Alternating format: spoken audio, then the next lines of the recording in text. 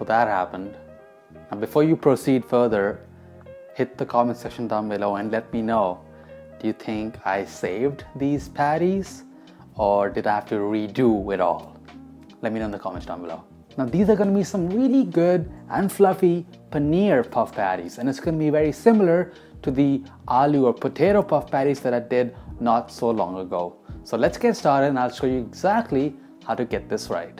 So we'll start by making our actual paneer mixture. Now I'm using the same recipe for my Paneer Bhurji, which I uploaded earlier this week, so you can check that out if you want as well. But I'm going to go through a quick overview.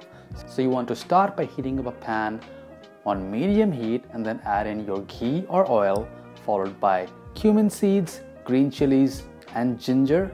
Add your onions as well, saute until soft, and then add in all of your tomatoes. Now season the tomatoes with your ground coriander, red chili powder, turmeric and your salt. Mix that well and let those tomatoes break down. And as that happens, grate your paneer. I'm going to finely grate them, and as soon as the tomatoes have broken down, add the paneer right in there, fold it really nicely, and then to garnish, you can optionally add in garam masala and some fresh cilantro.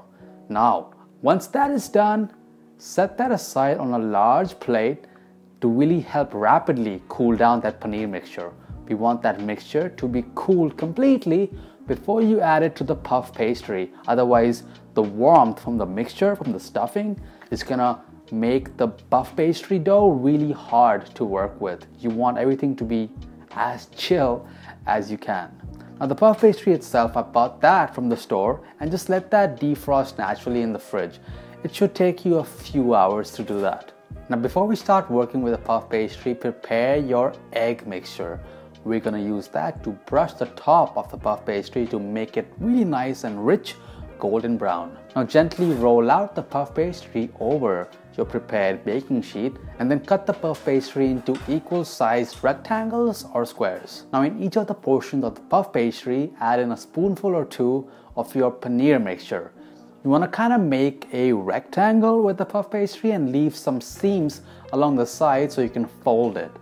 Do that with all the other portions and then fold it, and with a fork seal the seams.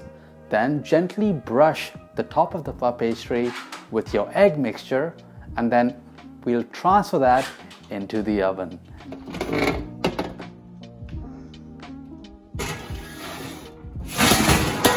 Now I got very lucky there. As you saw, I had two sheets of parchment paper, one that came with the puff pastry and one that I put on my baking sheet. The one that I put on is burnt to a crisp in the oven, but the other one thankfully saved my patties. So I'm gonna let these bake for about 35 to 45 minutes or until it's nice and puffy, golden brown and super light. And this is what you're gonna see after it is done baking. Now you wanna let this cool down before you start eating it, because I find that you really appreciate the layers once it has had time to not be super hot. At room temperature, this tastes the best to me. But you can try whatever you prefer.